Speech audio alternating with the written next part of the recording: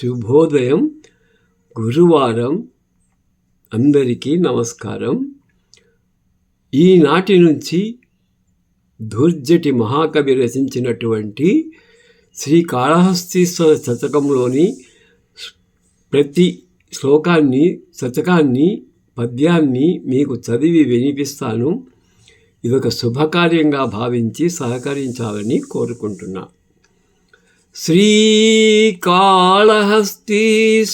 మహాత్మ్యం. శ్రీ విద్యుత్కలితాంజవం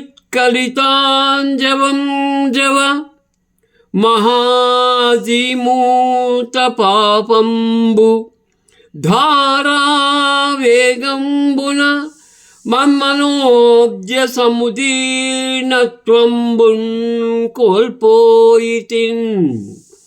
దేవా నీ కరుణా సరస్సమయమింతేన్ చాలు. చిద్భావనా సేవం తామర తంపరై మనియదన్. శ్రీకాళహస్తీశ్వరా తామర తంపరై మనియదన్. శ్రీకాళహస్తీశ్వరా. భావం: ఓ శ్రీకాళహస్తీశ్వర, ఈ సంసారం ఒక మేఘం లాంటిది. సంసారము లేని సంపదలు, ఈ సంసారంలో సంపాదించిన సంపదలన్నీ మెరుపు తీగలు, అంటే మెరుపులా మెరుస్తాయి, మాయమవుతాయి. జీవన సంసారములో చేయబడిన పాపం, నేను చేసిన పాపం జడివానగా కురుస్తూ ఉంది, పీడిస్తూ ఉంది.